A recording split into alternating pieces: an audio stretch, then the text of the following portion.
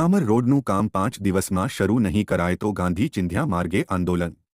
ભાવનગર જિલ્લાના મહુવા તાલુકાના કોટિયા ગામના સામાજિક સેવક વહતુભાઈ શેલારભાઈ કામળિયાએ 101 વિધાનસભા ગારિયાધાર જેસરના ધારાસભ્ય સુધીરભાઈ વાઘાણી, કલેક્ટર, પીડબ્લ્યુડી વિભાગના કાર્યપાલક ઇજનેર અને તાલુકા વિકાસ અધિકારી મહુવાને પત્ર પાઠવી રજૂઆત કરી છે કે બગદાણાથી કળમોદર કોટિયા સુધી 7 કિલોમીટર ડામરથી રોડનું નવીનીકરણ કરવાનું મંજૂર થયેલ, જે લોકસભાની ચૂંટણી પહેલા કોન્ટ્રાક્ટરે શરૂ કરેલ, પરંતુ પ્લાન એસ્ટિમેટ મુજબ કરાતું ન હોય કોટિયા ગામના લોકોએ રોકાવી દીધેલ।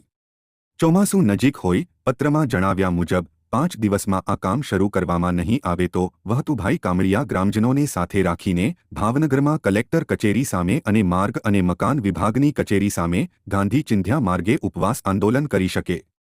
કોન્ટ્રાક્ટરે રોડ બનાવવાની જગ્યાએ ખોદાણ કરેલ હોય અને જ્યાં સીસી રોડ આવે તે અધૂરું રાખેલ હોય, ચોમાસાનું વરસાદી પાણી ગામમાં આવે તો જાનમાલને નુકસાન થઈ શકે તેમ છે। આ 7 કિલોમીટરનો ડામરનો ગુણવત્તાયુક્ત બનાવવા રજૂઆત કરેલ હોવાનું જાણવા મળેલ છે। અહેવાલ અતુલ શુક્લ, લોકાર્પણ।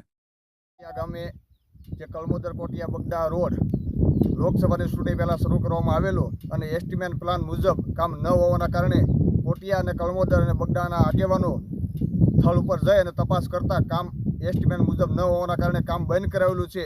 તો આજે 1 મહિનાથી આ અધૂરું મૂકી અને આ રોડ કોન્ટ્રાક્ટર જતા રહ્યા છે।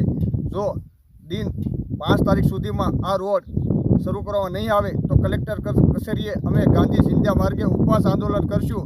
કારણ કે અને જે કાંઈ ઉપવાસ આંદોલન કરશું અને એમાં જે કાંઈ ઘટનાઓ ઘટશે એની તમામ જવાબદારી આ રોડ એજન્સીની રહેશે। અને જે જગ્યાએ આરસીસીનું કામ આવેલું છે ત્યાં પાયા ખોદી અને જતા રહ્યા છે અને ટૂંક સમયમાં ચોમાસું માથે છે।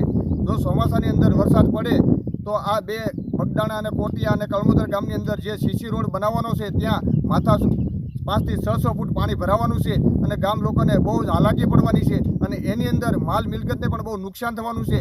તો આ અત્યારે અમે ગઈકાલે તારીખ 30 તારીખે કલેક્ટરને લેખિતમાં સોશિયલ મીડિયા દ્વારા અરજી આપેલી છે અને જો હવે 5 દિવસની અંદર આ કામ શરૂ કરવામાં નહીં આવે તો ઉપવાસ આંદોલન કરશું। અસ્તુ, જય ભારત।